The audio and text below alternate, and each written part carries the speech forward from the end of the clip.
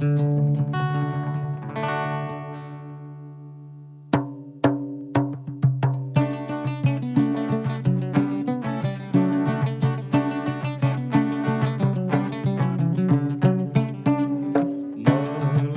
hai melenggang dengan tari lenggang. Kalau baik hati nanti orang pun sayang. Melenggang, hai melenggang dengan tari lenggang. Kalau baik hati nanti orang pun sayang. Dari Melaka ke negeri Pahang, singgah di Johor beli berangan.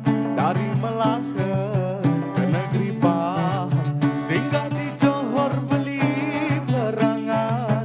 Kami ucapkan selamat datang. Apa yang kurang dicaci jangan. Kami ucapkan selamatlah datang. Apa yang kurang dicaci jangan. Melenggang, hai melenggang dengan tari lenggang. Kalau baik hati nanti orang pun sayang. Melenggang, hai melenggang dengan tari lenggang. Kalau baik hati nanti orang pun sayang.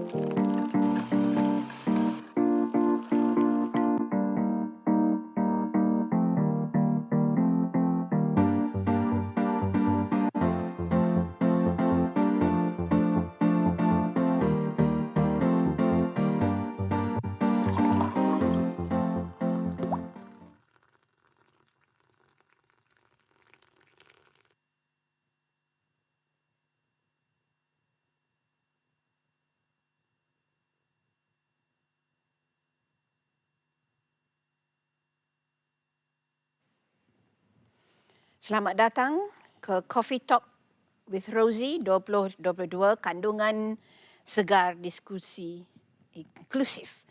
At Coffee Talk with Rosie, our goal is to strike a balance between leisure and informative content. Hari ini kita bersiaran dari studio Pusat Pengajian Komunikasi dan Media, College Pengkomputeran, Informatik dan Media, dan kini sebelum kita meneruskan topik CTWR episod 10 bersama panelis tamu kita pada hari ini, dan kita akan berfokus kepada Global Goals UiTM at the forefront in empowering inclusivity and accessibility to reduce inequality. Sebelum itu kita nak mengajak dahulu kepada kita mengimbas beberapa event ataupun beberapa peristiwa yang sedang dan sudah berlaku melalui FB rasmi VC UiTM di facebook.com/VC UiTM dan juga melayari laman sesawang rasmi VC UiTM di vc.uitm.edu.my. So beberapa perkara yang telah yang terkini yang ingin saya highlight. Kita sebenarnya nak mengucapkan selamat kembali kepada semua warga akademik yang kini berada di kampus untuk sesi 2022, sesi 1 2022-2023. Jadi saya mengucapkan kembali kepada pensyarah dan juga pelajar. Jadi kita bersama semester ini akan menghadapi aktiviti kita secara face to face. Okay?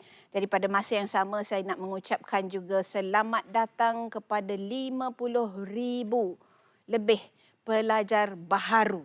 Ya, pelajar baharu, mahasiswa kita yang berada di 34 kampus ataupun 34 lokasi kampus UiTM seluruh Malaysia. Jadi apapun saya sangat bersyukur kepada apa yang diberikan kepada kita. Saya berharap semua pelajar baru dan juga lama akan memanfaatkan apa sahaja perkhidmatan yang ada bersama kita di dalam kampus UiTM di seluruh sistem. Untuk itu sebelum kita akan berehat bersama semula dan sebelum itu kita nak mengajaklah kepada keluarga UiTM untuk sesi kali ini kalau ada apa-apa persoalan yang nak ditanya mengenai inclusivity, sediakan soalan itu di chat box FB kita ataupun channel UiTM YouTube kita supaya di hujung perancangan ini kita akan menjawab soalan yang berkaitan ataupun tidak berkaitan. Yang berkaitan dengan tajuk hari ini kita akan ajukan kepada dua panel yang akan saya perkenalkan dalam sesi selepas ini. Berehat sebentar.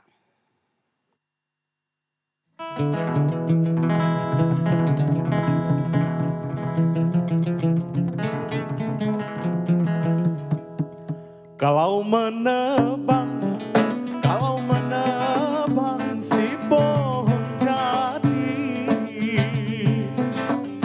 papan di Jawa, aduhai sayang, papan di Jawa dibelah-belah.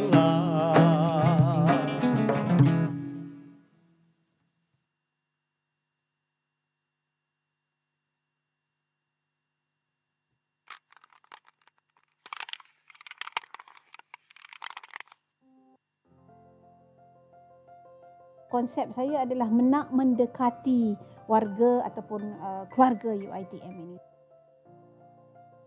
Kan UiTM ni saya tahu ramai yang bertanya macam mana saya boleh laksanakan. Sebenarnya bukan saya yang melaksanakan. Semua warga ataupun semua keluarga UiTM ni yang melaksanakan.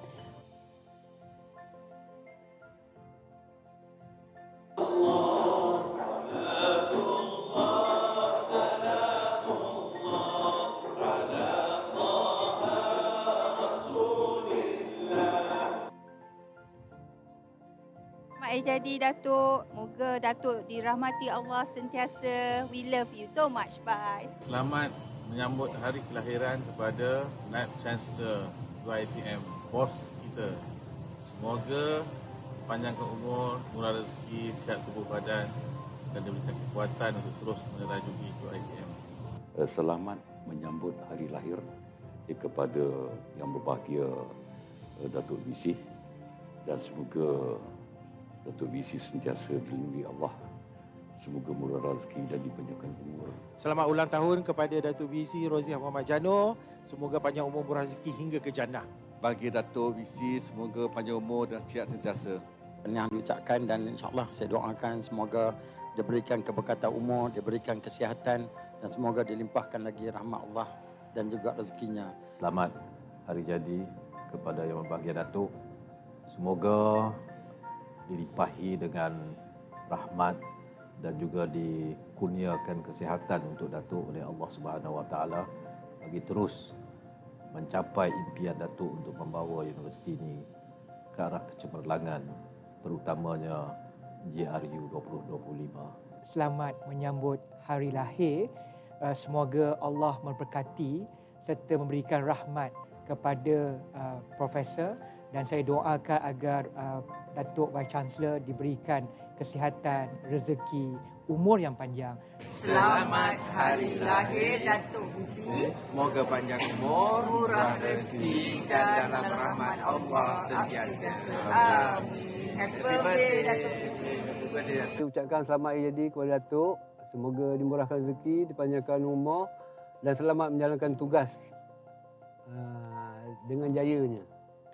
Kami dari Jabatan Komunikasi mengucapkan Selamat Hari Lahir Datuk Naib Chancellor.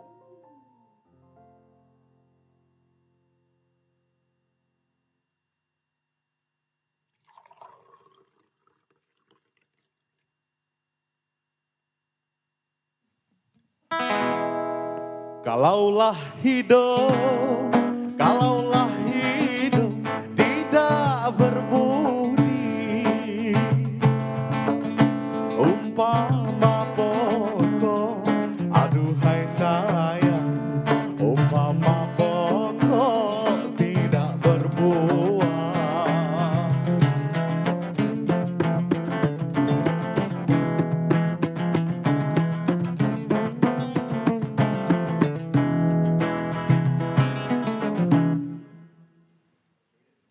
Okey, kembali kita ke CTWR episod 10.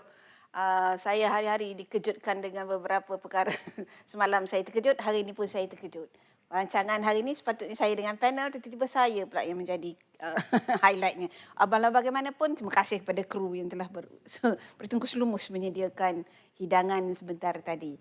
Kini kita berada di segmen Sembang Kopi. So di depan kita ni ada kopi, so saya harapkan panelis kita nanti selepas kita berbincang-bincang, kita jemputlah untuk minum kopi hari ini ya. So selamat datang pada dua tamu panelis yang akan membincangkan mengenai Global Goals UITM at the forefront in empowering inclusivity and accessibility to reduce inequality. Sebenarnya tajuk ni memang orang kata penuh kalau kita nak bercakap ni ya. Walau bagaimanapun ia berkaitan Global Goal 10.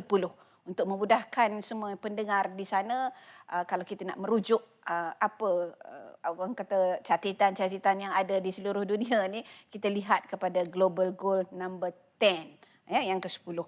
So kalau kita cerita pasal accessibility, inclusivity ni ada macam-macam perkara. Tapi saya sentuh hari ini, kita akan bincang tentang aspek Global Goal ni dalam konteks UITM. Dan bersama kita sebenarnya nanti saya perkenalkan dua panel ni. Walau bagaimanapun saya nak sebutlah kepada para hadirin yang di dalam YouTube sana. Sebenarnya kita dah pun bersiaran 10 kali daripada Januari untuk sesi membincangkan SDG ya. SDG kita ada SDG sampai 17. Setakat ini kita dah bincang Global Goal 16, 17, 2, 4, 11, 9 dan hari ini kita membincangkan SDG 10.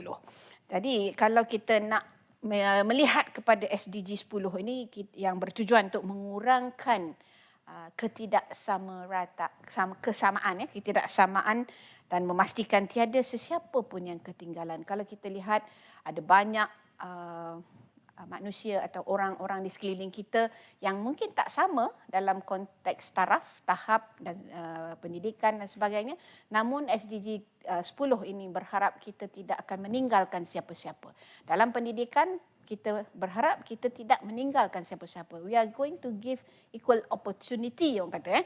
Jadi para hadirin sekalian, bersama kita hari ini ada dua panel internal ya. Sebab tujuan Coffee Talk with Rosie ni ialah saya, Vice Chancellor UITM, nak mencungkil dan mengenengahkan pakar-pakar dalaman ya, supaya rakyat Malaysia dan di luar sana mengetahui bahawa UITM ini ada pakar. Jadi itulah tujuan CTWR ini. Saya yang jadi moderator. Saya perkenalkan handpick ya. Dua orang ini dan dua orang sebelumnya ini semuanya handpick. So bersama kita hari ini kita ada Profesor Madya Technologist Dr. Roslinda Alias, pengarah unit perkhidmatan OKU UITM atau secara ringkasnya UPO UITM. So dia ni memang orang rajin. Saya hari-hari tengok dia daripada saya jadi Vice Chancellor, dia memang turun naik memang dia suka kerja dia. Saya tahu orang kalau nak minat kerja, saya tahu tunjuk Roslinda ni. Roslinda ni bagi kat dia OKU tu adalah jiwa dan raga dia.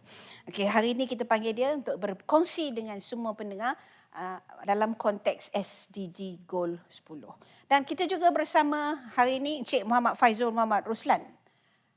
Ini orang kenal, sepatutnya dia selalu background je. Hari ini saya tonjolkan yang bawa masuk 50,000. Dia marah kalau kita cakap macam tu. Walau bagaimanapun inilah orang yang duduk di belakang ataupun di depan sistem yang nak menentukan student masuk tak masuk ni ya. Tapi bukanlah dia berkuasa macam itu. Tinggal lagi dia membantu UITM ataupun siapa-siapa saja ya, yang duduk di BPP ni. Pengarah bahagian pengambilan pelajar UITM. So hari ini beliau bersetuju untuk menjadi panel saya CTWR ini. So Cik Muhammad Faizul Muhammad Ruslan, dan saya nak maksudkan di sini siapa-siapa pun duduk di BPP ni akan berfungsi seperti Cik Faizul ini ya.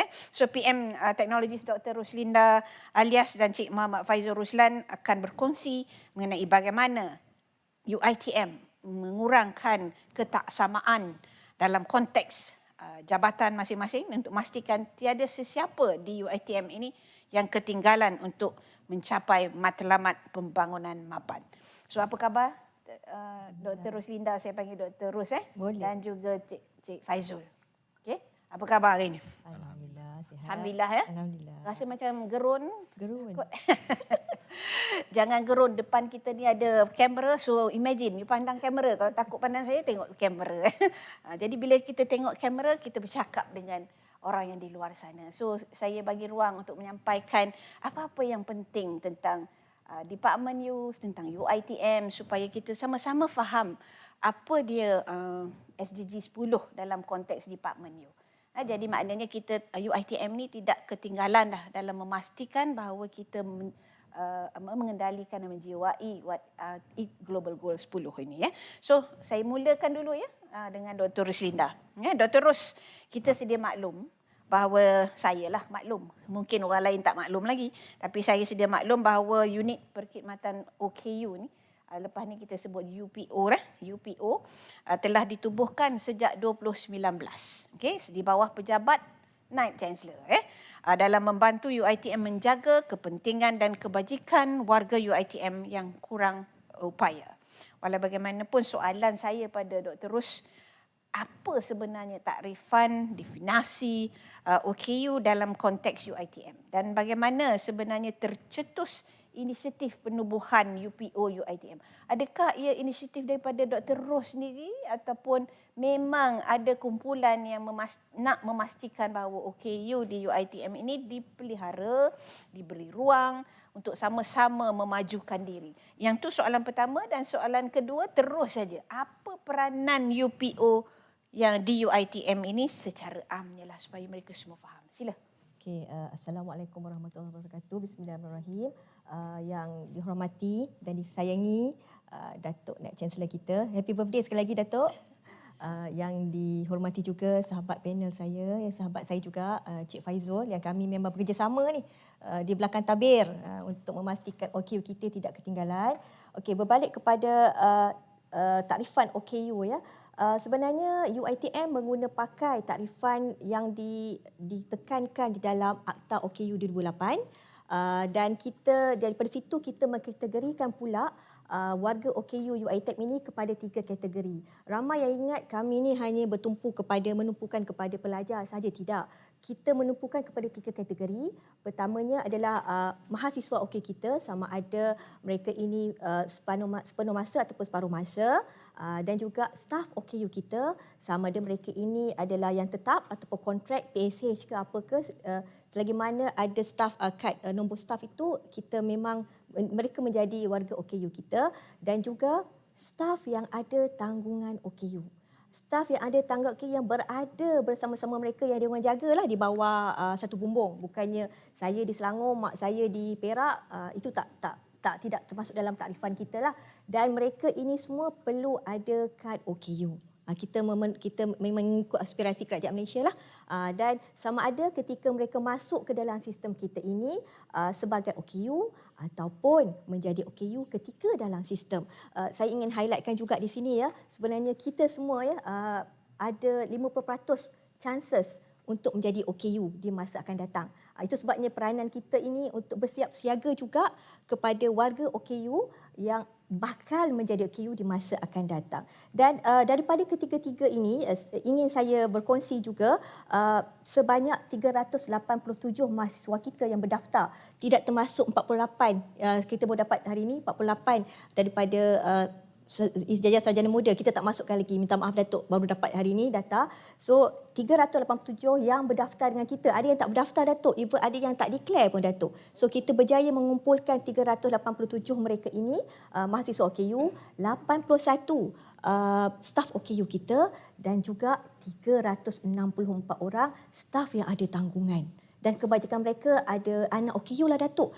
Kebanyakan mereka yang memerlukan terapi ya, macam autismnya banyak Datuk. Down syndrome-nya ya, kita memberi sokongan juga kepada mereka. Kerana kita juga pakai pekeliling JPA untuk menyokong dan mendukung kebajikan staf yang ada.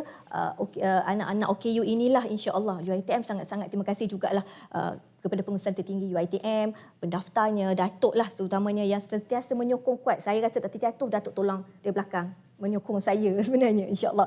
Dan bagaimana UPO ini dibina, terbina itu bukanlah daripada saya, Datuk. Bukan, daripada kerajaan Malaysia sebenarnya. Daripada kerajaan Malaysia diturunkan kepada universiti. Di mana pada tahun 2019 telah dilancarkan garis panduan pelaksanaan dasar inklusif OKU di IPT oleh Kementerian Pengajian Tinggi kita. Dan dalam garis panduan itu telah menyatakan setiap universiti awam khususnya perlu ada bahagian ataupun unit yang menyelaras warga OKU di universiti lah.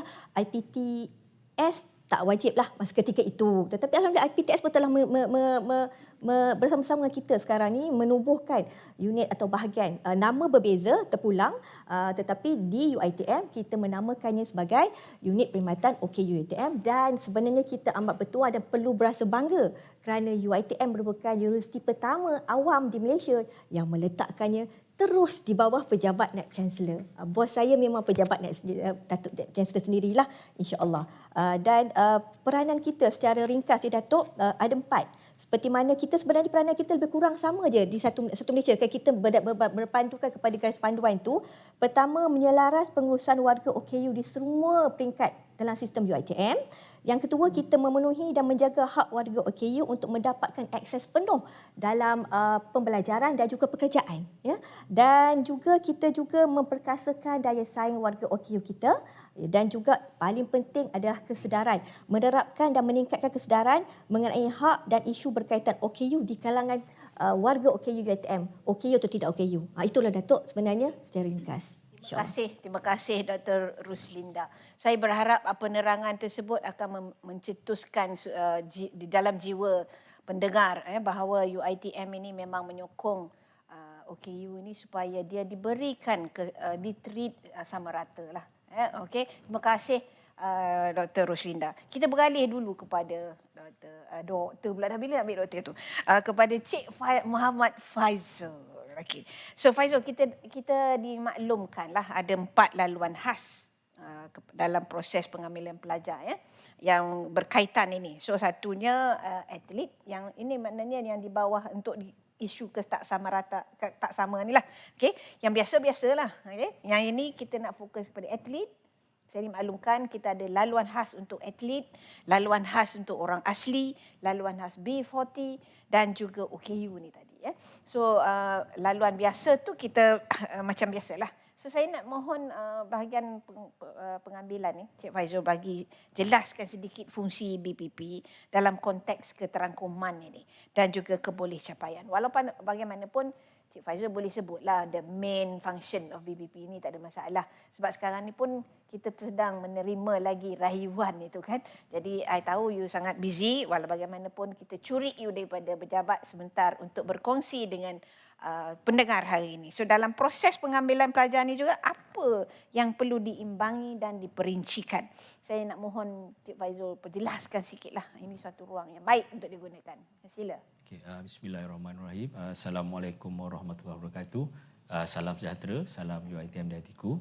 Yang berbahagia Datuk Vice Chancellor, rakan panel Dr. Linda dan penonton-penonton lah yang berada di YouTube Live sekarang.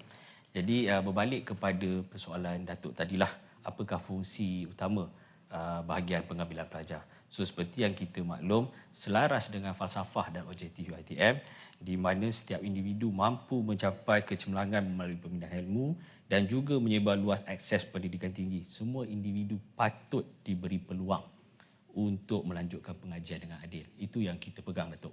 Di mana semua orang patut diberi peluang as long as menepati syarat yang telah ditetapkan. Jadi kami di bahagian pengambilan pelajar ni merupakan caretaker yang menguruskan proses pengambilan pelajar prasiswazah sepenuh masa. So di bahagian kami ni kita handle untuk undergraduate. Jadi kadang-kadang ada orang yang tak faham, public dan sebagainya masih beranggapan BPP ni menguruskan semua pengambilan. Tidak. Kita hanya fokus pada undergraduate lah. Undergraduate ni ijazah, diploma, asasi, program profesional dan juga pradiploma. Selain daripada itu ada PTJ-PTJ lain yang menguruskan lah, seperti kalau postgrad di bawah IPSIS lah dan part time di bawah ISEP. Kemudian objektif bahagian pengambilan pelajar ni adalah untuk meningkatkan enrollment dari semasa ke semasa. So kita ada KPI yang telah ditetapkan. Jadi di pejabat kami, kita akan berbincang dengan stakeholder kita, dengan BTU, dengan fakulti, dengan kampus dan sebagainya untuk kita tetapkan unjuran. So unjuran ni kita tidak buat sewenang-wenang je lah. Kita memang ada fokusnya dan kita kena pastikan sekurang-kurangnya unjuran itu dipenuhi. Okey. Dan balik kepada laluan khas tadi. Betul, kita ada 4 laluan khas. Cuma pada hari ini kita akan fokuskan ke laluan khas OKU lah. Laluan khas ni bukan ditetapkan oleh pihak UiTM. Laluan khas ini ditetapkan oleh pihak KPT. So KPT dah tetapkan ada 4 laluan khas. Jadi kita akan cuba fulfill ke-4 laluan khas ini bagi memberi peluang pendidikan yang seadilnya. Jadi kepada soalan kedua Datuk tadi, bagaimana proses pengambilan pelajar dibuat, diimbangi dan diperincikan. So bagi peringkat kami, bahagian pengambilan pelajar, apa yang paling penting adalah segala proses dan prosedur harus dipatuhi. Kami tidak akan kompromi dengan syarat-syarat kemasukan, syarat am dan syarat khusus program. Kita tak pernah melanggar syarat-syarat tersebut. Dan saya bersyukur di bawah pimpinan Datuk kita berjaya mengekalkan keputusan untuk memastikan pelajar-pelajar yang diberi tawaran ke UiTM ini adalah pelajar yang memang layak, yang memang meritnya lepas.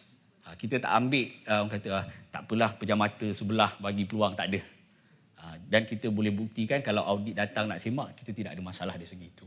So memang kita ambil berdasarkan merit. Dan dalam melahirkan graduan yang berkualiti di samping dengan kuantiti, kita tahu UiTM ni adalah sebuah universiti yang paling besar. Boleh dikatakan universiti yang paling besar di dunia lah. Di mana kita ramai pelajar kita dan saya lihat kerajaan-kerajaan akbar yang sebelum ni ada sebut okey universiti sekian-sekian terima pelajar 3,000, 4,000 dan sebagainya kan, ada rakan-rakan kongsi dan sebagainya. Tapi kalau kita lihat UiTM sendiri yang Datuk sebut tadi, kita bukan terima 3,000. Kita terima lebih 50,000. Ini memang besar. Bagaimana pengurusan tertinggi UiTM yang diketuai oleh Datuk menguruskan jumlah kemasukan pelajar yang besar. Jadi di peringkat pengambilan memang kita akan jaga sepenuhnya proses-proses ini dan kita juga melihat dari segi laluan-laluan khas ni yang seperti Dr. Linda ada terangkan tadi, di mana pelajar-pelajar OKU ni kita akan beri keutamaan. Dan kita di peringkat BPP apabila kita bermesyuarat dengan KPT, dengan universiti-universiti lain, saya boleh katakan di sini UiTM adalah universiti yang paling banyak terima pelajar-pelajar laluan khas ini.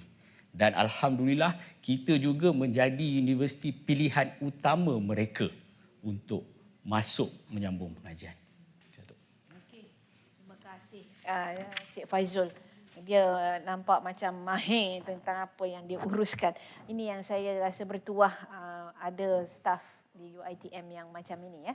So maknanya apa yang Cik Faizul sebut tadi itu tentang pengambilan di universiti mana-mana pun, pengambilan ini sangat penting sebab itu yang menentukan sama ada mereka ini akan dapat ilmu ataupun pendidikan tinggi itu nanti.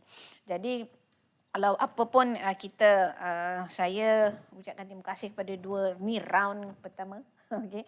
Selepas ini nanti kita akan berbincang lagi dan saya akan memberi fokus kepada bidang kepakaran kedua-duanya ya. Jadi sebelum kita masuk kepada sesi yang seterusnya, kita berehat sebentar dan kita akan bertemu semula dalam sesi sembang kopi selepas ini. Sila.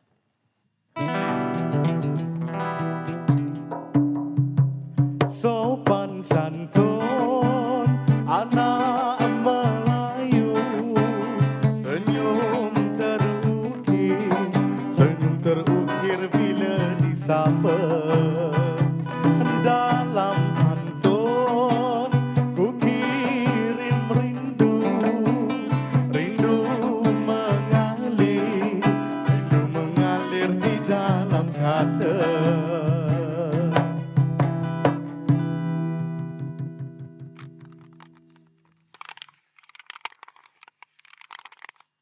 Tiga pendekatan utama boleh digunakan untuk mengekalkan minda yang sihat, iaitu pencegahan, perkembangan dan pemulihan.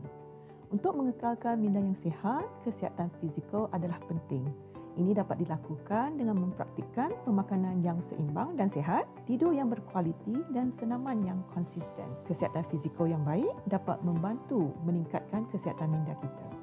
Selain itu, juga digalakkan untuk meluangkan masa dengan jaringan sosial atau sokongan kita seperti ahli keluarga, kawan-kawan atau haiwan peliharaan. Keduanya, mengenal pasti dan memberi perhatian kepada emosi, fikiran dan perasaan diri sendiri. Ini adalah penting untuk kita memberi ruang kepada emosi, fikiran dan tindakan kita untuk dikongsi dan tidak dipendamkan di hati. Mengenal pasti makna dan tujuan dalam hidup juga adalah kunci untuk memacu kita ke arah kesejahteraan minda. Tidak kira dari mana kita memperolehi pengertian makna ini, mungkin dari keluarga, kerja atau dari segi agama. Ini membantu kita mengekalkan dan memperkembangkan kerohanian minda. Dari aspek pemulihan, kadang-kala kita tidak dapat elakkan diri dari tekanan, masalah dan kekangan-kekangan lain dalam hidup. Oleh itu, jangan lupa untuk charge semula tenaga kita dengan membenarkan masa rehat secara sendirian, me time, dengan melakukan aktiviti-aktiviti yang menyenangkan untuk pemulihan dari semasa ke semasa.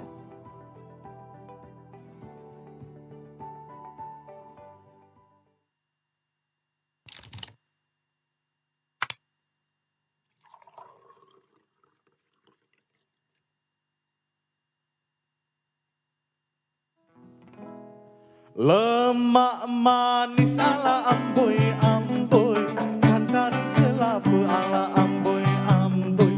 Ku pandanglah manis ala amboi amboi, anak siapa? Lemak manis ala amboi amboi, santan kelapa ala amboi amboi. Ku pandanglah manis ala amboi amboi, anak siapa?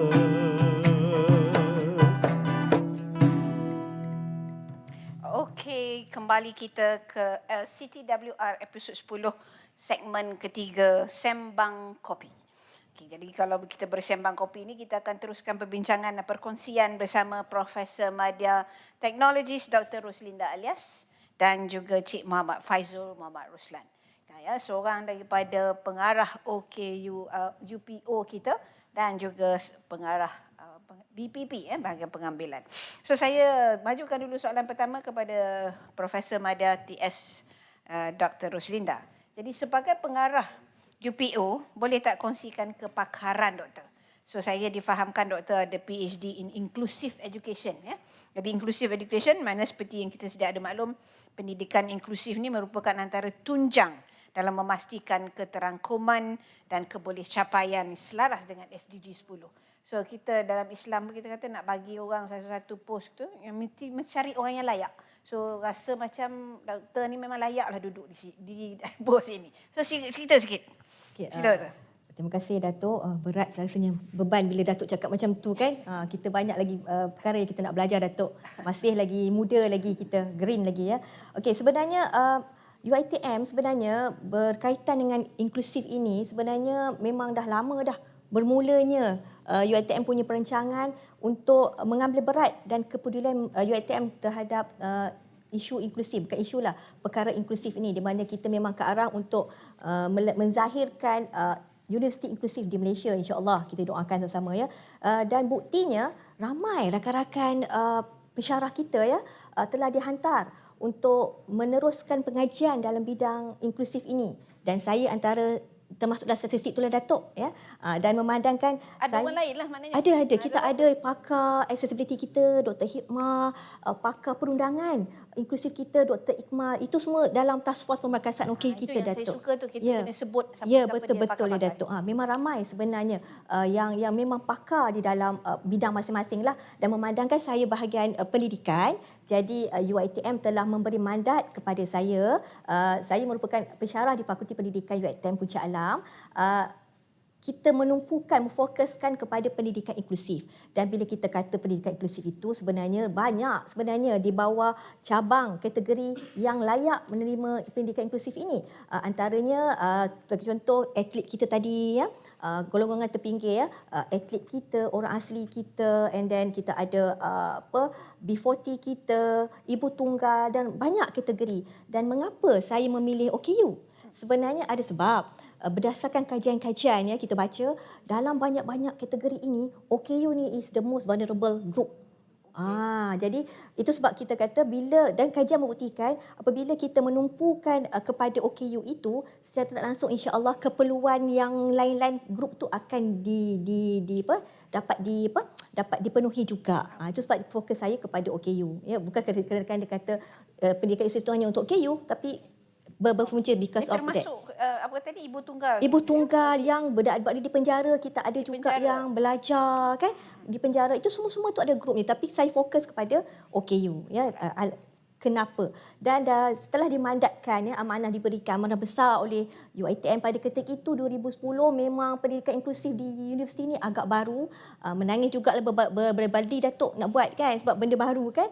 Dan alhamdulillah terhasillah model of technology supported learning for disabled in Malaysian higher education. Kita namakan sebagai MODSEL lah. InsyaAllah nak masuk pertandingan Datuk model tu. Itu model doktor Ya, model saya. Ya, betul. Kita Dan galakkan. Alhamdulillah insya-Allah, dan supervisor saya adalah Profesor Dr. Nur Aziz Alias lah. Ya, insya-Allah. itu pun pakar kita juga. Insya-Allah, alhamdulillah ya. Dan sekembalinya saya ke UiTM 2018 ya, saya balik dah lama lah, tapi kita buat secara belakang tabir pemerkasaan OKU. 2018 UiTM melalui bahagian hal ehwal akademik kita ingin menggubal polisi pelajar kurang upaya 2018. Saya nak highlightkan di sini, sebenarnya ketika itu polisi ini adalah antara polisi yang komprehensif untuk pembelajaran dan pengajaran OKU kita. Dan memang jadi rujukan Datuk sebenarnya. Dan kita dah bawa PLPU dah pun. Alhamdulillah. Ya, alhamdulillah Datuk. Terima kasih. Dan saya antara penggubalnya lah, diberi mandat berdasarkan saya punya bidang tu kan, diberi mandat. Dan kira dalam Maira tu. Ya Datuk. InsyaAllah. Okey. Dan seterusnya pada 2018 Kementerian Pengajian Tinggi pula dia mengumpulkan pakar-pakar pendidikan inklusif ini, termasuklah saya from UiTM, untuk menggubal garis panduan pelaksanaan dasar inklusif OKU DIPT. Itu yang sebenarnya yang menyebabkan tertubuhnya unit OKU itu ya. Kita menjadi penggubal lah, salah satu penggubal peringkat kebangsaan untuk garis panduan ini. Dan sebagai makluman Datuk dan sidang hadirin semua, garis panduan pelaksanaan dasar inklusif ini dan juga polisi pengajian ini bersandarkan, berpandukan kepada MODSEL saya tu tadi. Alhamdulillah, ROI lah Datuk ya, dah hantar saya, kita kembalikan balik kepada UiTM. Dan selepas itu saya juga mendapat mandat ya, amanah daripada bahagian hal akademik juga untuk sebagai salah seorang penulis kepada Education 5.0 UiTM. Dan saya menumpukan kepada meaningful learning. Maknanya pembelajaran bermakna, tonggak ketiga tu. Dan bila kita cakap pembelajaran bermakna, kita kena pastikan semua dapat belajar dengan selesa dan diberi kesamarataan dalam pendidikan, akses pendidikan. Dan di situlah kita mencadangkan mengaplikasikan Universal Design for Learning ataupun reka bentuk sejagat dalam pembelajaran ya. Di mana bagaimana kita nak mengajar agar kita boleh mengajar pada semua orang, OKU ke B40 ke, kita dapat, dia ada kaedah dia. Dan daripada Education 5.0 tu, ILD pula dia bersangkut Datuk. Ya. Kita punya Education 5.0 at UiTM. Yes, at Sebab UiTM. kat luar tak ada tu. Ya betul, memang pertama sebenarnya kita berbangga. Saya memang bangga lah kalau dekat UiTM, saya memang berbangga pencapaian Nanti kita. kita ada special khas edisi untuk Education 5.0. Alhamdulillah, we have to proud Datuk. Memang saya sangat Saya akan bangga. panggil Prof Azia. Alhamdulillah. Okey, sebenarnya daripada situ Institut Latihan dan Kepimpinan kita ILD pula review balik, membuat semakan semula kepada kursus asas pengajaran untuk sahabat-sahabat yang baru, pensyarah yang muda kan, dan kita jenamakan kepada Higher Education Teaching and Learning, di mana komponen UDL itu, reka bentuk sejagat itu, dalam pembelajaran itu dimasukkan juga sebagai salah satu kaedah pengajaran. Kita memang, dan saya antara penulis modulnya lah, dan sertifikat education juga kita membuat semakan semula, dan kita masukkan juga elemen OKU itu. Sebab kita kena pastikan pendidikan inklusif itu dirangkumkan semualah, seperti tadi siapa yang tertinggal lah.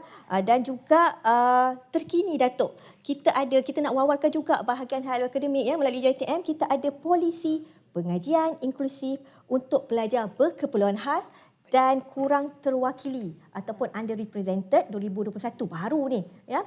Dan saya bukanlah penggubalnya, saya sebagai penyemak terakhir sebelum dibawa ke atas. Masa dekat LPU tu kita kena explain sikit, tak terwakili tu. Tak terwakili, underrepresented. Kan? Ya, betul. Dan itu di sini menunjukkan sebenarnya bukti bagaimana kepakaran-pakaran yang ada di UiTM digambelingkan oleh UiTM untuk bersama-sama kita menyahut seruan SDG 10 tu lah Datuk, insya-Allah. Dan termasuk juga inovasi-inovasi saya juga pun sebenarnya bertumpukan kepada pendidikan inklusif.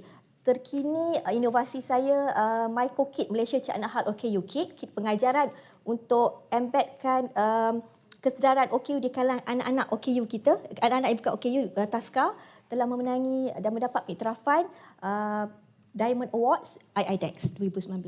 Alhamdulillah, tahniah. Itu saja. Dan kita sokong terus pihak UPO ni supaya memajukan lagi apa-apa yang ada. Gunakan kepakaran yang ada dalam UiTM, gembelingkan tenaga yang kita ada supaya kita boleh orang kata membantu bukan setakat dalaman UiTM, juga di luar UiTM. University for Society.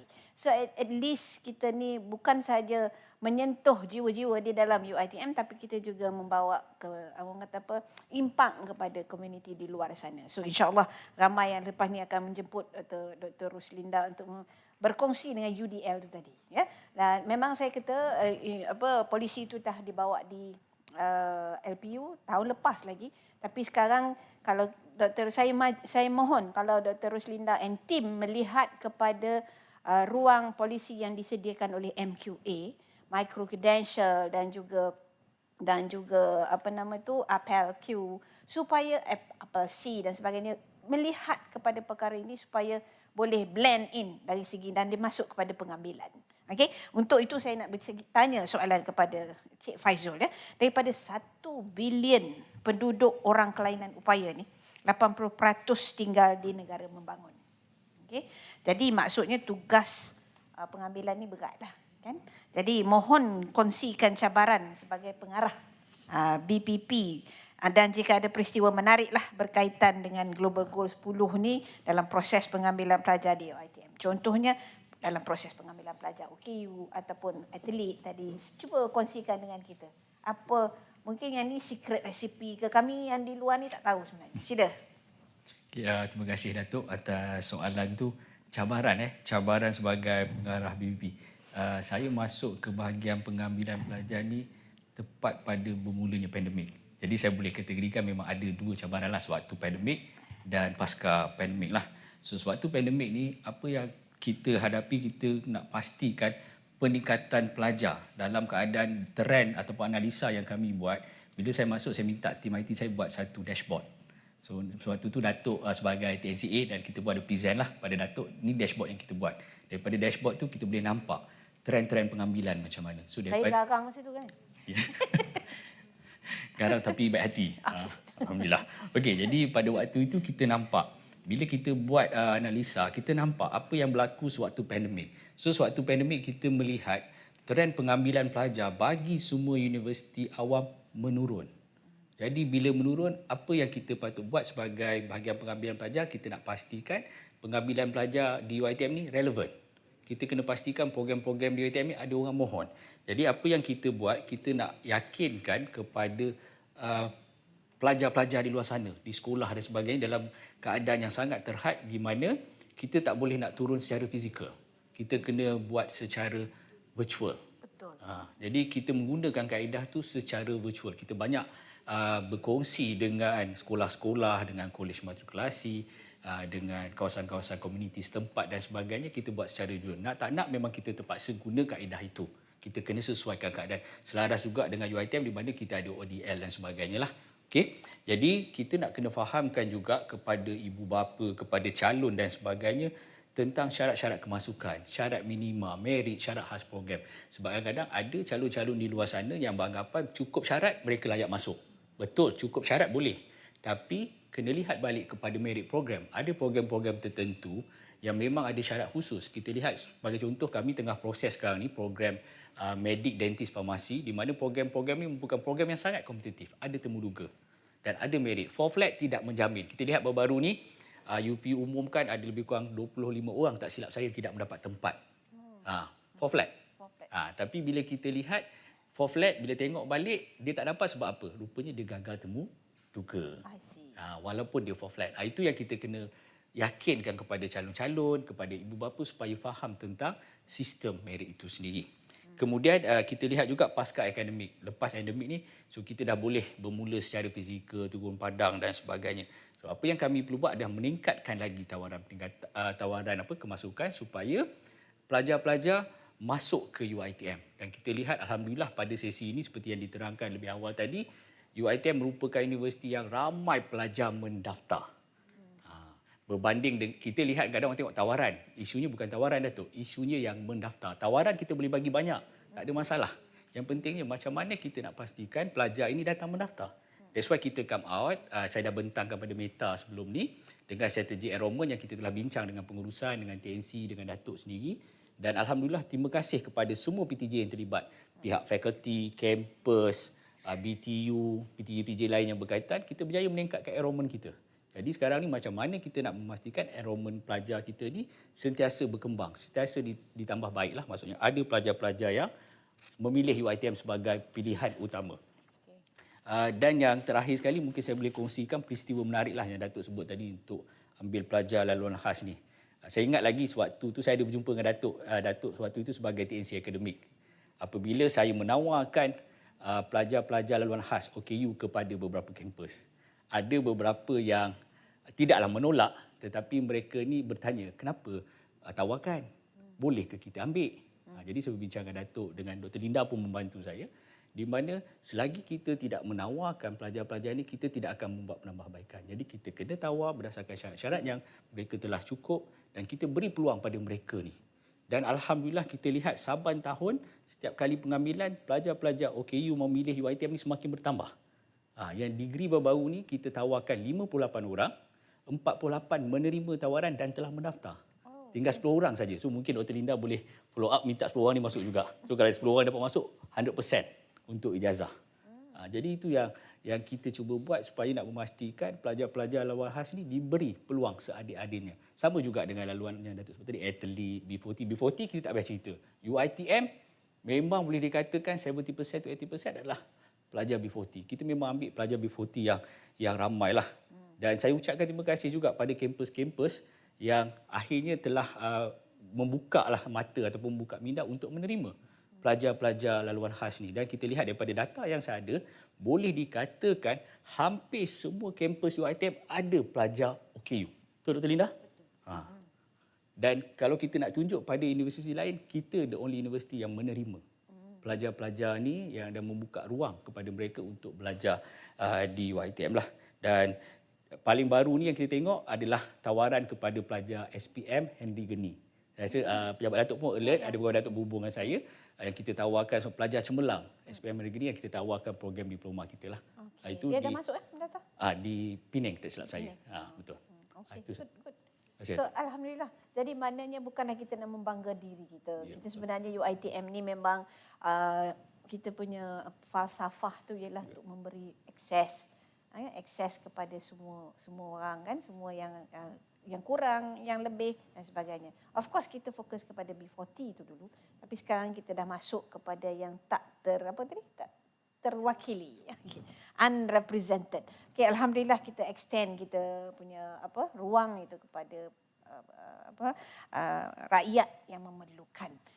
Termasuk juga yang tadi kata ibu-ibu tunggal. Jadi education ni sebenarnya sangat penting untuk semua dapat merasakan untuk menambah baik ilmu di dada masing-masing supaya hidup ini bukan hanya setakat melaluan harian saja, tapi kita menambah ilmu. So tu saya sebut tadi yang MQA tu dia dah ada micro credential. Dan kita ada satu lagi unit yang handle this micro credential, ICEP. Jadi semua yang masuk secara laluan biasa dengan yang tak terwakili ni, harapan kita akan menyediakan banyak ruang untuk mereka menambah pendidikan tinggi. Untuk itu kita akan sambung perbincangan ini dalam segmen keempat sebentar lagi. Kita break sebentar.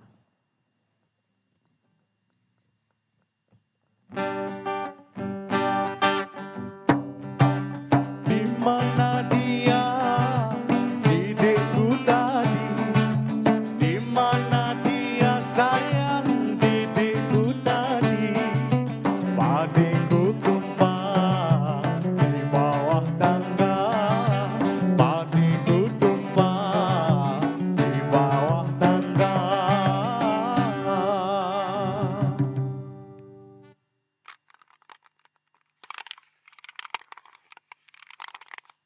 keberangkatan tiba di bawah duli yang maha mulia Seri Paduka Baginda Yang di-Pertuan Agong Al-Sultan Abdullah Riyaduddin Al-Mustafa Billah Shah Ibni Almarhum Sultan Haji Ahmad Shah Al-Musta'in Billah, Chancellor Universiti Teknologi Mara.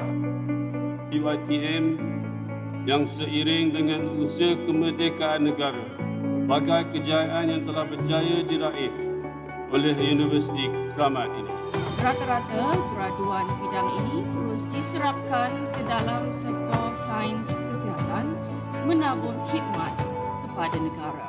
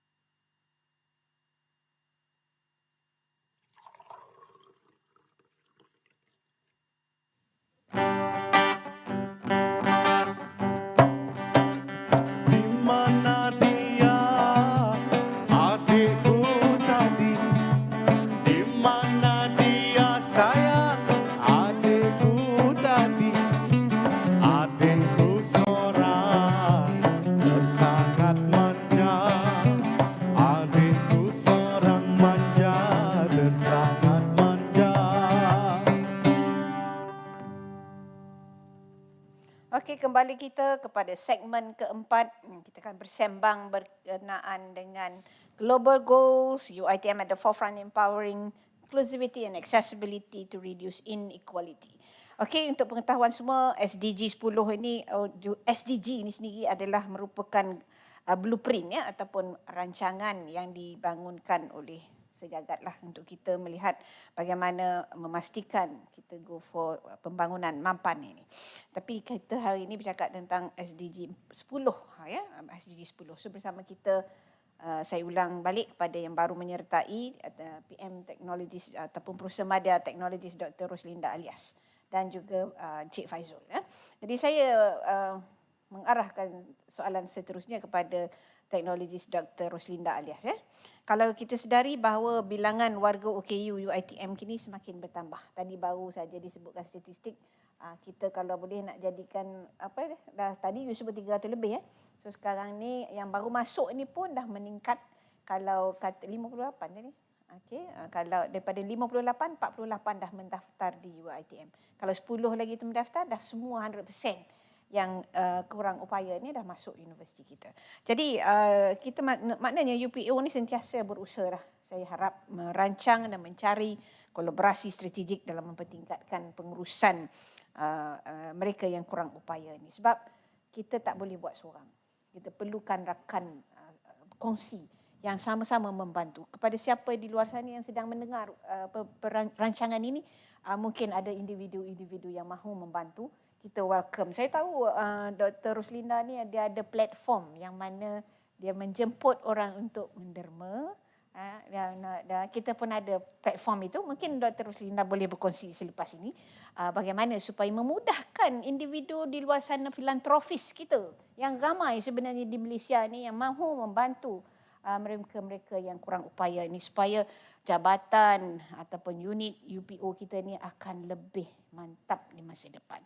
Jadi kalau boleh sekejap lagi, apa sebenarnya usaha UPO ni? Apa sebenarnya usaha UPO di dalam dan juga di luar negara, ya, bagi memastikan jurang perbezaan akses kepada pendidikan dan tempat kerja di antara warga UiTM ni dapat dikurangkan. So bear in mind, Dr. Roslinda, ya, kita memang nak go for GRU 2025.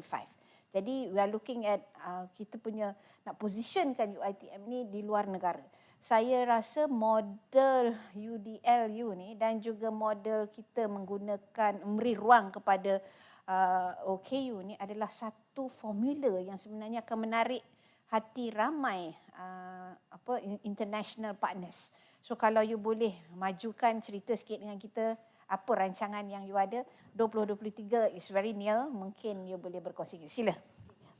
Sebenarnya Datuk, untuk SG10 ni kan, perkara pertama ketika saya mendapat tahu saya diamanahkan sebagai pengarah, menggeletar juga ketika itu saya muda kan, antara yang muda-muda kan, untuk menerjui unit perkhidmatan OKU ini,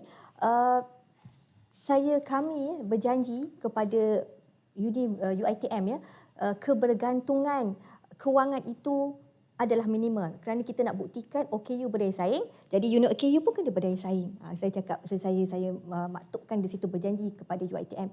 Dan pertama sekali kita buat adalah pada 1 Mac 2020 kita menubuhkan tabung cakna OKU UiTM. Tabung ini sebenarnya berperanan untuk menjaga kebajikan warga OKU kita. Seperti yang kita tahu bahawa warga OKU kita ini memerlukan sokongan, ya, kebajikan, ya. Mereka contohnya yang memerlukan ekstra peralatan, terapi-terapi mahal, ya, di luar sana, kita membantu mereka insya-Allah. Dan jurubahasa isyarat seperti mana yang ada di skrin, ya, kita bayar dengan MFD, Malaysia Federation of the Deaf, itu pun menggunakan tabung cakna. Bukan bermakna kata UiTM tidak cakna. Sebenarnya kami yang berjanji sebenarnya. Peruntukan UiTM ada, tetapi on top of that kita nak berdaya saing, nak membuktikan unit OKU ini berdaya saing, dan kemampanan kewangan itu sangat-sangat penting.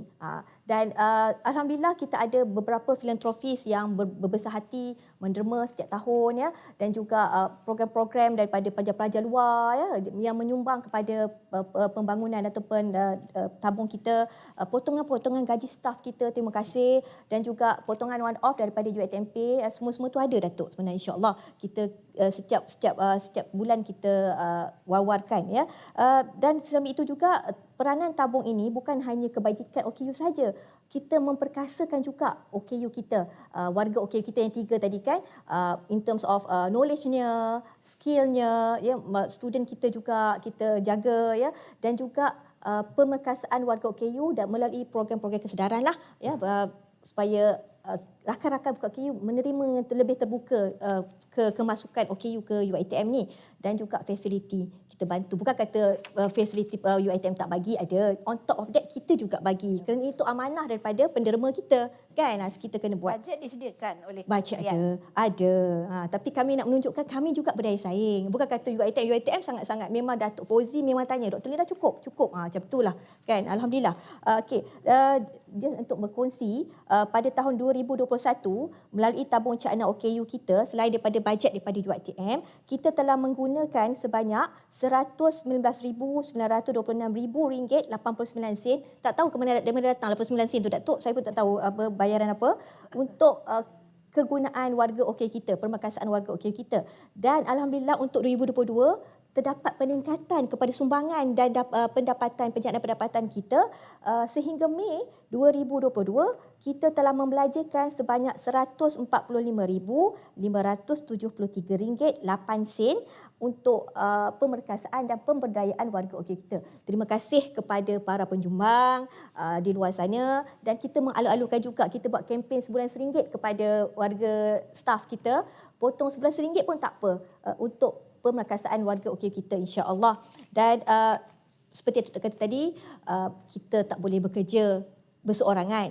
Jadi kita percaya sebenarnya kita perlukan sokongan daripada industri-industri luar. Dan antara perkara yang kami buat dalam menandatangani MOU dengan beberapa industri yang agak besar, contohnya Awantech Berhad, kita nak meletakkan, kita ingin menambah nilai warga OKU dan B40 kita melalui program CSR mereka, upskilling program for B40 and OKU, No One Left Behind, di mana melalui platform online dinamakan Persepio by Skillsoft di bawah Awantech Berhad. Kita dengan harga yang berpatutan, alhamdulillah, terima kasih, kita telah upgradekan seramai 200 orang B40 dan OKU mahasiswa kita mengikuti kursus-kursus dan latihan-latihan dalam talian. Dan selain itu juga kita juga ada dengan Perkeso, di mana peranan Perkeso di Malaysia ini dalam aspek pengurusan kekurang upayaan itu tidak dapat disangkal melalui return to work. Dan kita pun sebenarnya menggunakan kepakaran mereka, kami pun tak pakar, kan, kita menggunakan kepakaran mereka, kita dalam proses untuk menyiapkan program khas return to university khusus untuk warga UiTM, staf dan mahasiswa OKU. Seandainya mereka menjadi OKU ketika di dalam sistem, inilah programnya. InsyaAllah the first in Malaysia. Saya dah sign MOU tu. Ya, betul Datuk. Itulah dia Datuk. Dan sebenarnya daripada situ juga macam Datuk kata semalam, marketable kan, untuk Global next year. marketable. Global marketable. Kebetulan Datuk, di bawah Perkeso merupakan pemegang tunggal certificate for disability management professionals di CDMP. Saya nak baca pun saya tak ingat. Yang merupakan persijilan antarabangsa pengurusan kekurangupayaan. Sijil itu kalau kita pergi mana-mana diiktiraf satu dunia. Inilah kita nak meletak marketable Datuk. Yes. Jadi dia ni diiktiraf oleh National Institute of Disability Management Research Canada. InsyaAllah NICMAR. So kita telah menghantar ketika ini 18 pensyarah kita daripada setiap kampus ini wakil, yang mana mereka ini akan menguruskan OKU di setiap kampus ini, sedang mengikuti kursus ini. Doakan mereka berjaya lulus because ada exam international bulan 1 nanti, menepati aspirasi UiTM. Kita meletakkan, doakan Datuk, takut juga kita orang ni kan. Sebabnya kadar kelulusan sebelum last year kata Perkeso 50% je. So kita orang akan cuba. UiTM mesti 100%. Kita akan cuba 100% insya-Allah. Tu doakanlah Datuk insya-Allah.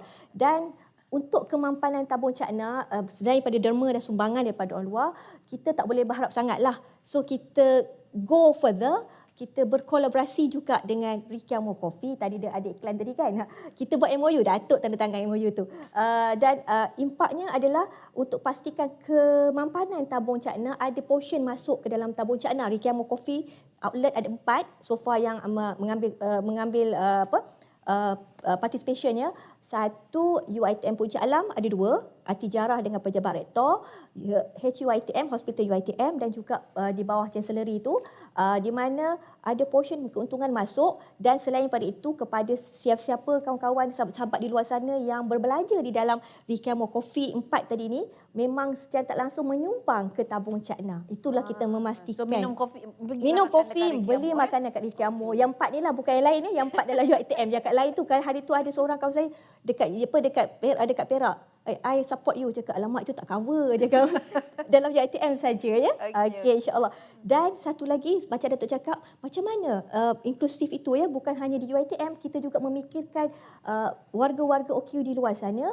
Dalam perjanjian kita bersama Rikiamo Coffee, 40% daripada 4 outlet ini perlulah warga OKU. Jadi kita dah memberi pekerjaan kepada warga OKU kita juga secara inilah, macam Datuk kata University for Society kan, kita pun tap on that, insya-Allah Datuk, doakanlah kami. Itulah sebenarnya so far itu saja dulu Datuk ya, kita kongsi. Ada banyak lagi tak boleh kita simpan. Sekarang ada sesi yang formula tu kita nak dengar. Okey. Alright, kita beralih kepada Cik Faizul. Cik Faizul nampak cemas tengok you bercakap macam berapi-api je. Bagaimanapun, don't worry, I know you can also equally, orang kata sama, boleh berbalas bulat hari ini. Jadi ketaksamaan dalam kalangan negara, dalam dan juga kalangan negara kita berpunca, adalah punca kebimbangan sebenarnya berterusan. Ramai sektor-sektor yang akan kata semuanya nak sama rata, sama itu, sama ini, macam-macam lah kan. Jadi walaupun terdapat beberapa tanda positif ke arah mengurangkan ketidaksamaan ini dalam beberapa dimensi, seperti mengurangkan ketaksamaan pendapatan relatif di setengah negara dan status perdagangan keutamaan yang memanfaatkan negara berpendapatan rendah, ketaksamaan masih lagi berterusan. Kalau lepas COVID ini, kalau kita kata tentang pendapatan relatif ni, memang yang orang sekarang ni berbincang yang kaya makin kaya, yang kurang pendapatan yang makin kurang pendapatan. Tapi kita tak cerita pasal ekonomis yang itulah, economics of perkara tersebut. Saya nak fokus kepada pengambilan ni. Apa sebenarnya dalam aspek pengambilan pelajar UiTM kita ni isu utama yang dihadapi oleh BPP dalam konteks keterangkuman dan inklusiviti inilah. Sebab kalau dulu dia M20, keluarganya M20, tiba-tiba lepas pada COVID ni, pasca COVID dia jadi B40. So macam mana dia menghadapi perkara tersebut? Kalau nak tengok dia punya kedudukan keuangan pun mungkin tax dia masih dia tinggi lagi yang dulu. Tapi sekarang, keadaan sekarang ni, mungkin itu cabaran kepada bahagian pengambilan untuk kita nak dapatkan bukti. Selalunya you minta bukti tu kan. Sekurang-kurangnya selalunya macam you kata tadi, saya ni masih lagi clean kan. Saya tanda tangan kan untuk membantu you sebenarnya. Supaya bila di audit kita sah, pelajar-pelajar tu layak lah kan. Okey. So apa boleh dikongsikan yang bagaimana yang pentingnya how to ni, bagaimana BPP menyelesaikan isu-isu keterangkuman ini dalam konteks pengambilan. Sila. Okay, terima kasih Datuk. Soalan tu bonus juga soalan tu sebenarnya. Bila kita nak menjawab macam mana kami di bahagian pengambilan pelajar ni sebagai caretaker, kita nak pastikan semua proses tu dipatuhi supaya tak nak jadi isu di masa akan datang.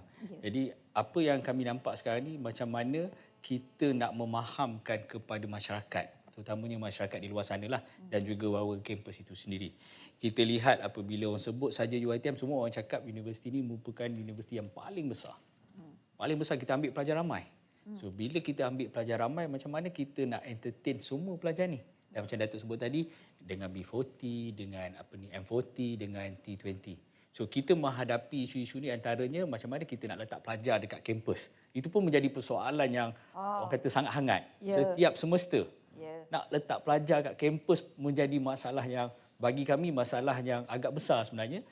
Kita tak akan berjaya memuaskan hati semua orang, Datuk. Betul. Kita nak letak kat mana. Dan kita tengok daripada analisa kami, pengambilan pelajar yang paling besar datang daripada Lembah Kelang. Di Lembah Kelang kita UiTM utamanya di Induk, Shah Alam dan juga di Puncak Alam.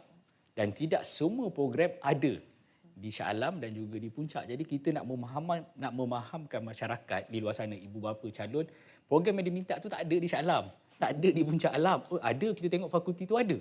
Kenapa tak boleh tawarkan? Kemudian untuk ijazah pula, kita tidak boleh menawarkan sewenang-wenangnya seperti pengambilan diploma. Diploma ada satu laluan saja, Datuk, SPM.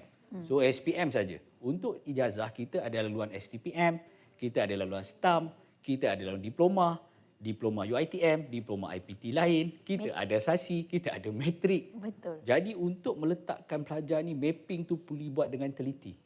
Dan tidak semua kampus menerima, sebagai contoh, ada kampus tidak terima diploma IPT lain. Dia hanya terima pelajar diploma UiTM saja. Ada yang tidak terima matrik, tidak terima SASI. Jadi kita kena tackle benda-benda tu semua. Dan kita kena fahamkan pada masyarakat macam mana kita buat. Jadi apa yang kita boleh bantu sekarang ni adalah kita cuba meletakkan penempatan pelajar itu sendiri berdasarkan alamat terdekat. Namun demikian, kita tak mampu meletakkan semuanya di satu tempat. Betul. Kalau majoriti di Lembah Kelang, adakah semua itu dia nak diletakkan di Puncak Alam ataupun di Shah Alam? Akan ada juga yang kena di kampus-kampus lain. Itu cara yang kita cuba bantu. Berbanding sebelum ni, kita pernah buat dengan kaedah gaji. Macam sebut Datuk, kalau kita letak gaji tinggi, mostly akan kena Sabah dan Sarawak. Itu pun tak nak pergi juga. Jadi itu antara isu cabaran yang kami hadapilah. Dan kita tahu UiTM ni menyediakan akses pendidikan yang sangat luas kepada semua orang. Jadi calon-calon kat luar sana, ibu bapa, masyarakat, warga UiTM harus faham. UiTM ni memberi peluang pendidikan yang adil kepada semua orang. Jadi semua kena fahamlah kepada asas pendidikan ni. Dan kita akan sentiasa tambah baik. Info. Jadi masuk dulu perkara-perkara tu semua akan berlaku secara prosesnya. Ada peningkatan. Tak boleh expect masuk UiTM dengan yuran yang hanya RM700 lebih kurang semester pertama dan semester kedua akan turun kepada RM600 dengan kolejnya untuk bilik berdua hanya 210, bilik berempat 210 cukup murah dan saya boleh cakap paling murah antara semua universiti di Malaysia. Jadi parents, pelajar jangan expect terlampau tinggi sangat dengan apa yang kita dah bagilah, sebab kita nak bagi akses pendidikan. Dan kita banyak bantuan zakat, wakaf yang disediakan oleh pihak universiti, kemudahan khusus untuk pelajar-pelajar OKU tadi Dr. Linda pun ada sebut. Kemudian baru-baru ni kerajaan telah umumkan peranti siswa. Kita merupakan universiti yang paling banyak dapat peranti siswa ni. Dan yang seterusnya, apa yang kami buat penyelesaian untuk memastikan perkara-perkara ni dapat kita selesaikan. So yang saya nampak paling utama adalah peranan semua pihak, Datuk. Macam Datuk sebut tadi, kita tak boleh bekerja bersendirian. Kita mesti ada komitmen dan kerjasama semua pihak. So apa yang kita dapat sekarang ni adalah bantuan dari pihak PTJ-PTJ lain seperti akademik, kami punya ni lah main department, kemudian Haiwan Pelajar, BTU, fakulti kampus dan PTJ-PTJ lain. Semua orang memberikan pandangan dan idea dan kita ada mesyuarat. Dan sebelum ni kita dah bentang strategi enrolment dan semua orang membantu macam mana untuk meningkatkan enrolment pelajar. Dan kita lihat pada laluan khas seperti OKU ni, keterbukaan kampus untuk menerima pelajar-pelajar laluan khas ni. Kena tengok. Maksudnya jangan orang kata belum apa-apa lagi dah you terus tutup peluang pelajar-pelajar ni. Beri peluang. Saya dimaklumkan, Dr. Linda ada sebut tadi sebelum kita start program, kita ada terima pelajar tak silap saya untuk program pengurusan maklumat pelajar buta. Jadi macam mana nak uruskan dan sebagainya. Itu universiti lain tak sanggup, Datuk. Bila susah nak menguruskan sebenarnya. Tapi kita ucap terima kasihlah pada UPO dan juga kampus dan fakulti yang menerima tu. Dan kita di pengambilan kita ada data dan analisa. Kita buat benda-benda ni. Di mana dashboard yang kita buat tu, dan ini membantu untuk kita recommend kepada pihak PTJ-PTJ yang berkaitan untuk membuat penawaran program dan sebagainya, semakkan syarat program dan sebagainya berdasarkan data-data yang kita ada. Okey. Saya nak sentuh sikit saja yang pasal masyarakat luar tu. Saya sangat setuju. Mereka kena faham bahawa dengan kemudahan apa orang kata kita bayaran yang kita bagi sangat discounted lah. Tapi don't expect too much, kan? Don't expect too much maknanya kalau mereka bersama dengan UiTM untuk cater for keterangkuman ini, bagilah kalau anak itu kita hantar dia kepada Sabah. Pergilah. Sabah kampus kita dahsyat, cantik. Kampus kita di Sarawak, Mukah, cantik. Kampus kita di Machang, cantik. Saya sebut ni sebab kadang-kadang ibu bapa yang kita dah hantar anak-anak ke sana cari jalan untuk dapatkan sokongan-sokongan untuk membawa balik anaknya tu dihantar ke Puncak Alam, ke Melaka dan sebagainya. Saya kadang-kadang patah hati sebenarnya nak meluluskan. Sebab kita kata di Machang tu hebat. Kalau pergi dulu nanti tak nak balik. Macam alhamdulillah tu kali ni strategi yang dia buat kampus Kelantan hampir penuh. Ya, kan? Tapi ramai juga yang saya nak kena sign supaya dia nak pindah balik ke Puncak Alam. Okey, walau bagaimanapun kita berharap bahawa pihak di luar sana faham tentang apa cabaran yang kita hadapi. Ya. Alright, kita berehat sebentar sebelum kita masuk ke segmen akhir, segmen 5 sebentar lagi.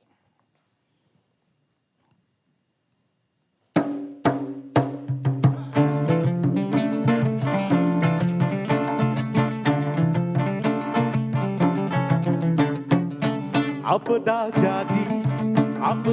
jadi, sampai sekarang tak kahwin lagi. Apa nak jadi, sampai sekarang masih memilih. Apa nak jadi.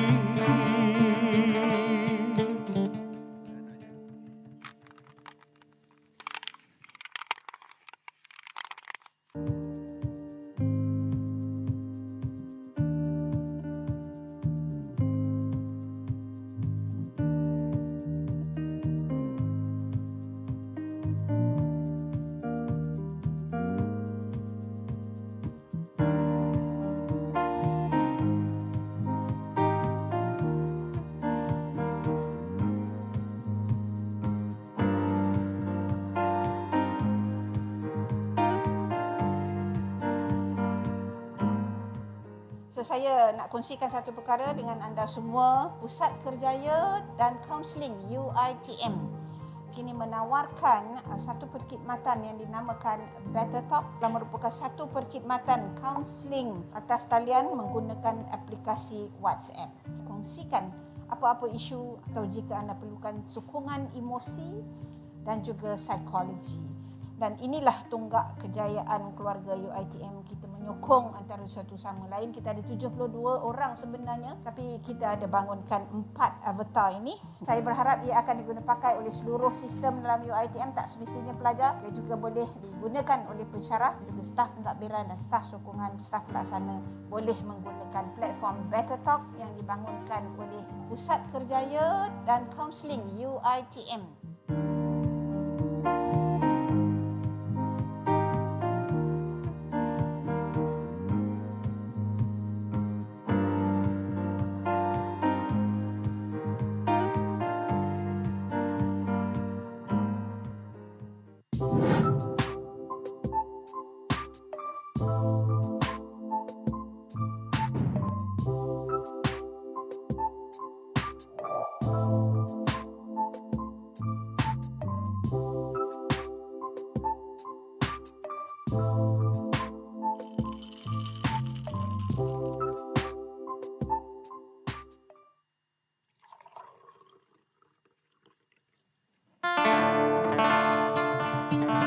Nyawaku yang pertama namanya si Jamila.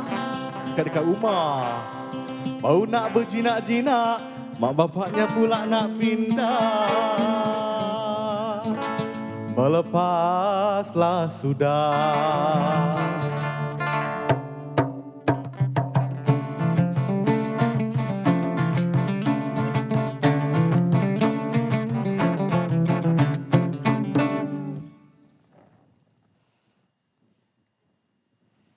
Okey, kembali kita ke blok terakhir ya, kopi special. Alright, syabas kita ucapkan tadi kepada Pusat Kerjaya dan Kaunseling UiTM atas inisiatif yang kita tunjukkan tadi ya. Pada masa yang sama sebenarnya saya nak ucapkan syabas kepada Pusat Kerjaya Kaunseling kerana bulan ini adalah Oktober ini adalah bulan kaunseling, so keluarga mereka menggunakan tema keluarga UiTM emosi sejahtera, hidup bahagia. So Pusat Kerjaya Kaunseling menganjurkan beberapa aktiviti sempena bulan kaunseling kebangsaan 2022 ini.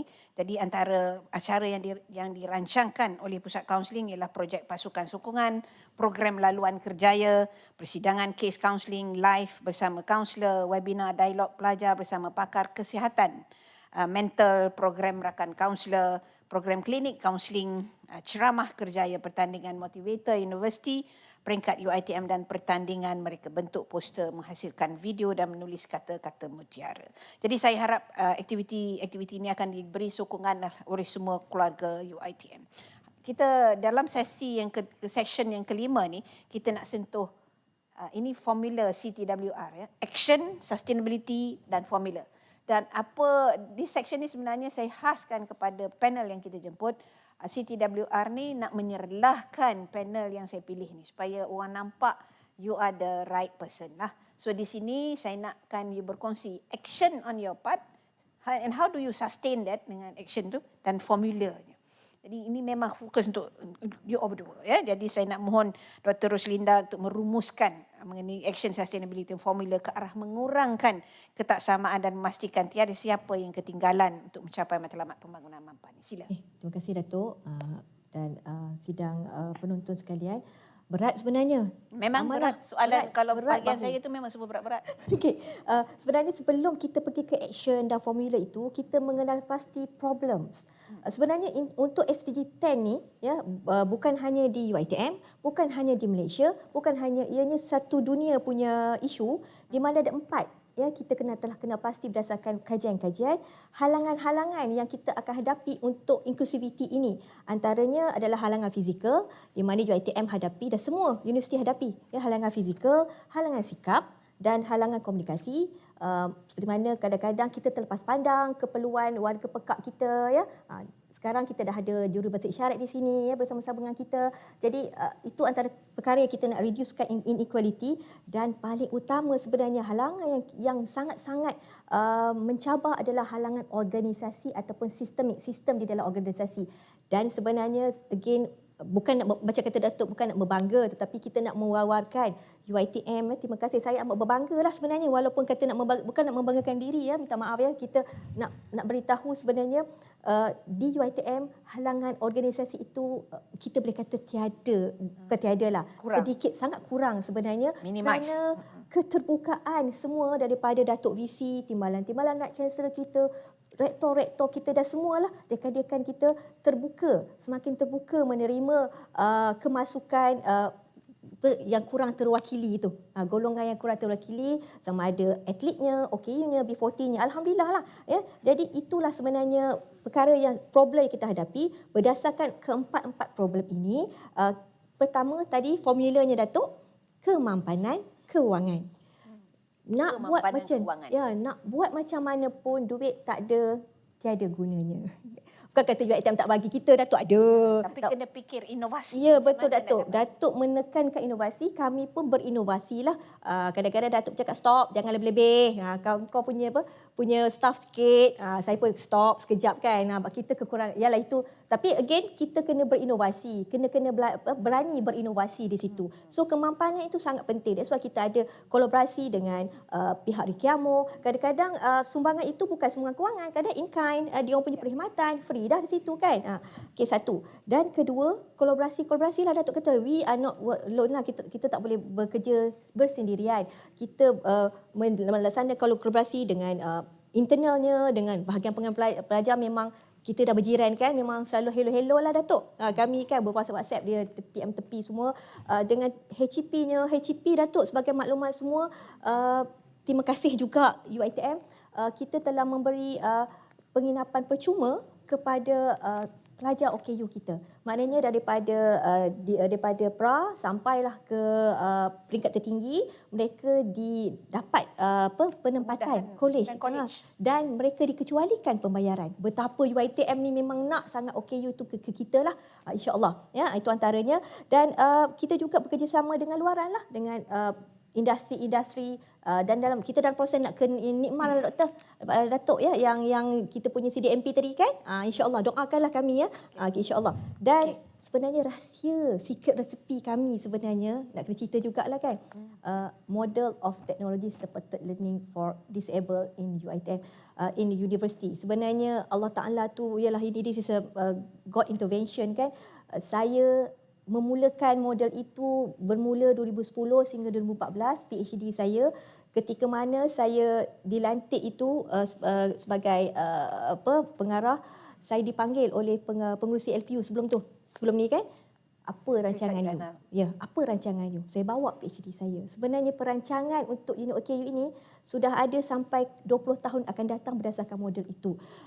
Seandainya saya tidak lagi menjadi pengarah, yang pengarah seterusnya boleh tengok model itu, dan sebenarnya banyak perancangan kami di dalam itu, cuma kami larat tak larat je Datuk dengan yalah insya-Allah slowly but surely insya-Allah, dengan sokongan padu daripada Datuk VC, sebab kami memang directly bawah pejabat Nak Chancellor dan juga semua timbalan Nak Chancellor, insya-Allah MODSEL itu adalah secret recipe kami. Boleh Google dalam apa? Good MODSEL MODSEL insya-Allah. Pendengar MODSEL. Itu yang akan memastikan sustainability rancangan ni. Ya, betul Datuk. Good, alhamdulillah. So saya serahkan kepada Cik Faizul pula. Macam mana apa action sustainability dan formula you ni? Okey, terima kasih Datuk. Saya dengan tim saya di bahagian pengambilan pelajar, apa yang kami tekankan sekarang ni adalah peranan semua orang lah, peranan semua pihak, di mana boleh saya rumuskan lah, saya mudahkan sekarang, action speak louder than word. Action tu paling penting. Betul. Sebab kadang-kadang kita come out dengan macam-macam teori, kertas kerja dan sebagainya, tapi at the end of the day, action tu apa dia? Jadi saya berbanggalah sebab ada ketua macam Datuk yang memang action tu kita nampak. Action speak louder than word. So action tu kena buat. Apa benda yang kita rancang, must be done. Mesti kena buat. You come out lah dengan banyak-banyak cadangan pun, tapi kalau tak buat, bagi saya at the end of the day tak berlaku apa-apa. Itu yang pertama lah. Yang keduanya, sentiasa beri ruang untuk room for improvement. Macam saya sebut tadi, apa yang kami buat, kita ambil dulu. Lepas tu kita tambah baik. Betul. Kalau kita tak ambil, proses itu tidak akan berlaku. The largest room is room. Yeah, room for improvement. Itu yang perkara asas yang saya nampak lah. Di samping tu, macam saya sebut awal tadi, kita ada strategi enrollment yang kita dah bentangkan sebelum. Kita ada 3 di peringkat apa. Yang pertamanya, mungkin saya boleh kongsikan sedikit lah. Sebab masa pun mencemburui Datuk. So kita short term kita ada apa yang kita buat? Kita buat dashboard, SMS blast, semua tu. Itu yang kita bantu. Semua guna teknologi dah. Semua guna teknologi dan kita berjaya menjimatkan kos. Kita tak ada iklan-iklan kat Surat Khabar dah, tak ada dah. Oh, tak ada dah. Tak ada dah. Kita dah jimat kos banyak di bahagian pengambilan. Tidak ada iklan di Surat Khabar. Kemudian medium term plan. Kita jalinan kerjasama dengan agensi. Perlu ada program-program engagement, perbincangan agensi macam mana kita nak tarik pelajar untuk masuk ke UiTM, calon-calon di peringkat sekolah dan sebagainya. Dan kita minta juga di peringkat plan medium term ni peranan kampus-kampus negeri dan fakulti. You have to promote program you. You have to promote your campus. Macam saya sebut tadi, okey, kalau Kelantan, apa istimewa Kelantan? Sabah, apa istimewa Sabah? Supaya orang datang. Ya, betul. Kadang-kadang orang tak tahu, kata Sabah ni ada apa. Saya sendiri belajar di Sabah. Mula tak nak pergi, tapi bila dah pergi tak nak balik pun. Jadi seronok. Jadi itu yang kita... Saya pun kalau pergi Sabah tak nak balik. Dia sangat hospitality-nya, Datuk. Jadi itu yang peranan-peranan yang saya dapat. Dan yang terakhir sekali, long term ni, fakulti perlu lebih bersedia untuk menyemak balik keperluan-keperluan silibus, program dan sebagainya. Sebab kita ada data tu, Datuk. Dan kita nampak ada program-program tertentu yang memang boleh dikatakan tak ada orang nak mohon lah dan sebagainya lah. Itu sebab kita tunjukkan Alisa 3 tahun. Perlu ada rebranding itu sendiri perlu ada lah. Dan dengan college ni hopefully dapat membawa lebih baik kebaikan lah. Itu saja daripada saya, Datuk. Alright, very good. So make sure ya sesi ini direkodkan, mana boleh revisit apa yang mereka sebut ini. Mungkin sekali dengar tak boleh tangkap, boleh dengar banyak kali. So alhamdulillah kita dah sampai di akhir rancangan. Jadi sebelum kita akhiri rancangan ni, saya nak bacakan, difahamkan ada 3 soalan. Saya akan bacakan soalan daripada YouTube UiTM channel ini supaya saya tengok siapa yang sesuai untuk menjawabnya. Sila. Soalan pertama, apa tu? Izwan Shah. Okey, Izwan Shah Nordin. Assalamualaikum dan terima kasih.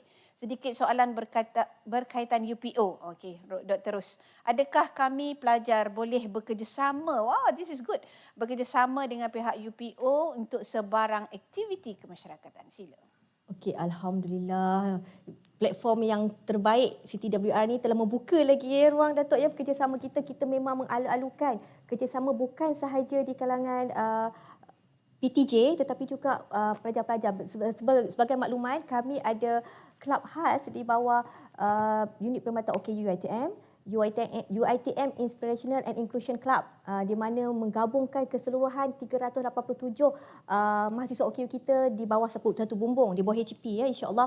Dan kita memang menggalakkan kolaborasi antara UIIC ini bersama-sama dengan kelab-kelab lain di luar sana. Banyak dah sebenarnya program-program bersama-sama kelab-kelab di luar sana, di kelab-kelab pelajar kita di UiTM, insya-Allah ada. Dan kita alu-alukan, terus saja boleh email pada kita ataupun boleh tengok dekat Facebook kita, tinggalkan pesanan, kami akan hubungi. Pesanan tu dengan handphone number lah, ya, minta maaf ya, ada kadang tu pesanan tapi tak letak handphone number, susah juga kita nak buat, ya. Kita memang galakkan, insya-Allah. Okay, good. Boleh hubungi UPO dan mereka akan bersedia untuk mewar-warkan, ya, atau memaklumkan mereka-mereka yang mahu come on board sebenarnya bersama-sama. Okey, soalan kedua.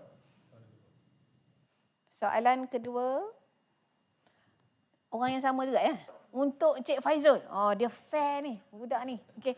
Untuk Cik Faizul, aspek pengambilan pelajar melalui laluan khas sangat baik, kata dia. Adakah perlu kita lakukan aktiviti seperti school attack? This is interesting. Kemana sekolah khas seperti sekolah sukan dan sekolah seni. Macam mana tu? Okey, terima kasih Cik Izwan Shah ni atas soalan tu. Jadi saya nampak sebenarnya dari segi engagement untuk program-program laluan khas ni memang dah buat. Fakulti terutamanya lah yang menggerakkan. Di peringkat kami pengambilan kita buat secara general saja. Kita tidak fokus secara direct kepada program-program tertentu. Kita akan buat semua in general. Tapi di peringkat fakulti, saya yakin fakulti pun ada planning ataupun telah buat pun untuk school attack kepada sekolah-sekolah khas. Terutamanya kalau program sukan, atlet, saya nampak pihak UiTM sendiri, Fakulti Sains Sukan dan juga Pusat Sukan memang ada buat. Mungkin boleh tambah lagi lah. Kita macam saya sebut tadi, room for improvement. Boleh tambah lagi. Mungkin boleh tackle sekolah-sekolah tertentu yang dekat kawasan tertentu dengan syarat program-program sukan itu pun kena ambil kira lah ada di mana. Dan baru-baru ni pun lupa nak sebut tadi, salah seorang pelajar kita, Anik Syahdan, yang merupakan akak berat tu. Merupakan pelajar kita. Dan insya-Allah akan masuk ke degree nanti. Pemenang gol. Pemenang gol. Itu merupakan pelajar kita. Sukan Commonwealth. Ya, betul. Itu yang saya nampak UiTM ni kita memang beri banyak peluang laluan. So kalau ada idea-idea boleh bagi lagi pada kami di bahagian pengambil pun, insya-Allah. Kalau ada jemputan dan sebagainya, kita akan cuba bantu mana yang boleh, insya-Allah. Okey. Terima kasih. Soalan ketiga.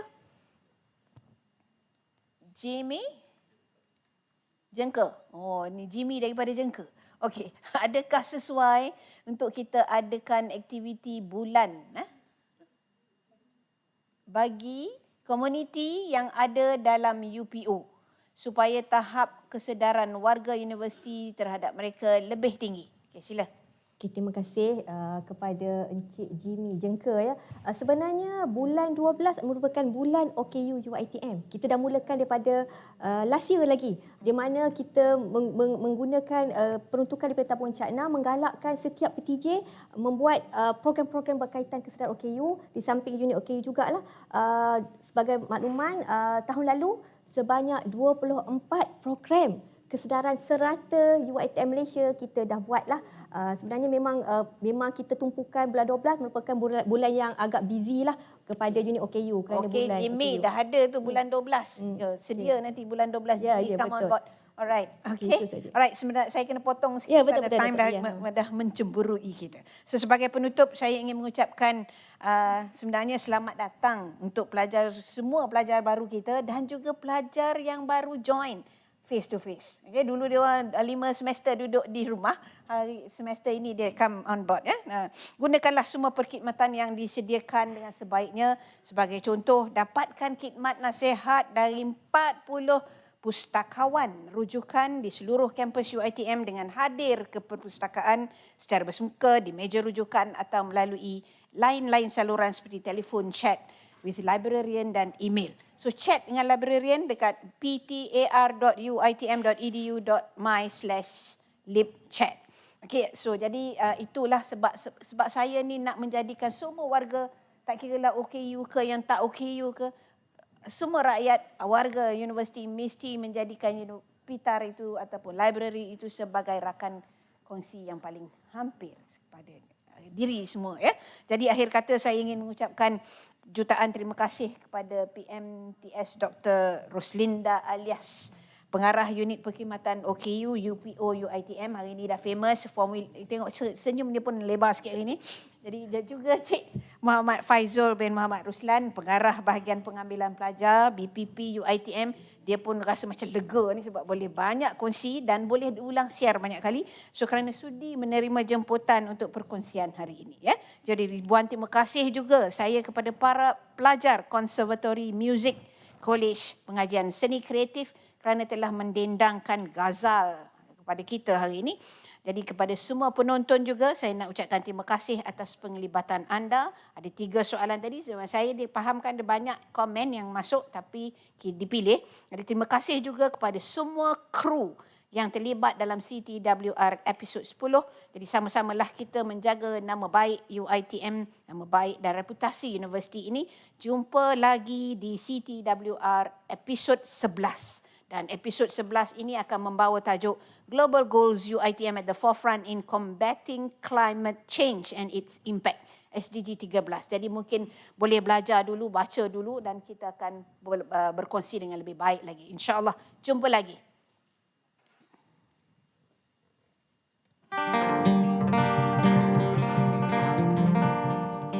Seperti mati lampu ya sayang, seperti mati lampu,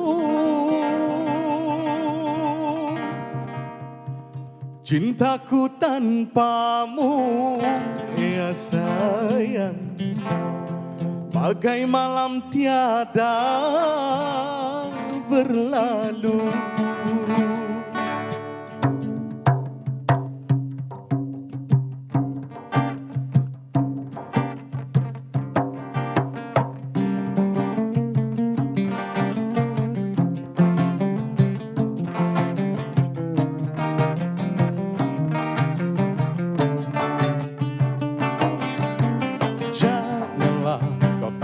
Besarnya cintaku ku persembahkan untuk hanya kepadamu.